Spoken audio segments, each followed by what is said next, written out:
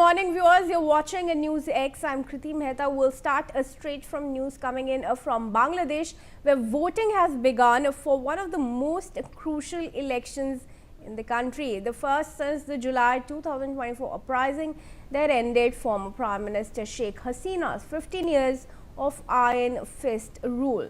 The Mohammed Yunus-led interim administration has stated that it is committed to holding elections that are free, fair and peaceful.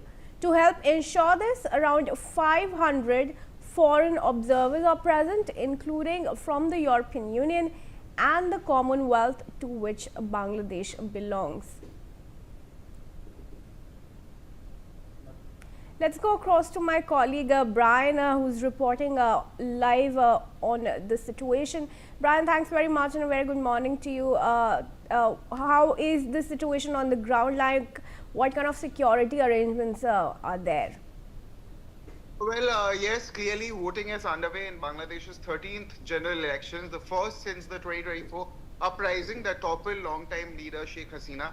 This is a massive 127.7 million voters that are registered to cast ballots for 299 parliamentary seats today. Even Tariq Rahman, who is the son of late BNP leaders Khaleda Zia, is widely seen as the leading candidate to become the Prime Minister as his Bangladesh National Party heads the polls. This election, again, very importantly, marks a very historic moment after more than a decade of political upheaval, youth-led protests, and interim government under Nobel laureate even Mohammed Yunus and the exile of Sheikh Hassina.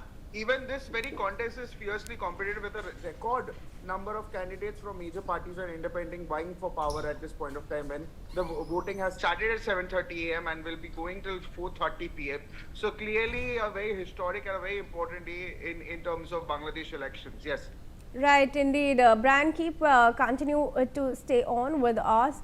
Viewers, we now move on. Let's also tell you that interim leader Mohammed Yunus is describing today's election as a defining moment for the country and urging all political parties and candidates to maintain restraint and tolerance. In a social media post shared just before the polls, Yunus has stated, and I'm quoting, "This is not just an election or a constitutional process, rather it is an important juncture that will reflect the country's future state system, democratic trends and the sovereign will of the people."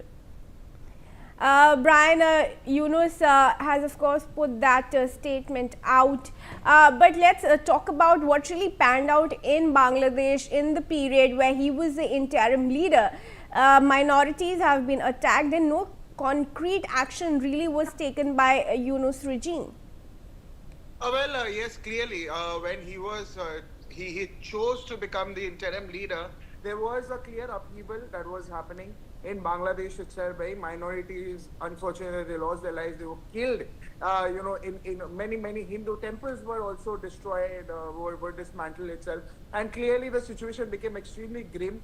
That was happening in Bangladesh, and that was going for a very long time itself. And there was no proper justice given to the families, to the Hindus who were killed in Bangladesh itself. There were no vocal, there were no one being vocal about the fact that there were so many Bangladeshis being killed itself. And this is even now, the minorities who are there, they're still in that anxiety, they're still in that fear to contest elections, of the fact that what if they get killed, and that is the situation there, or what if they've been turned out or turned against each other. So clearly there is still a lot of chaos there. But yes, even now there is a high level of security there. The security have been extremely tightened up there with CCTVs installed, police barricading in place. So clearly this is becoming, this election would be extremely important and extremely crucial for Bangladesh and for the Bangladesh government itself to be formed in a while. Now, Brian, Yunus has also put out a statement to say that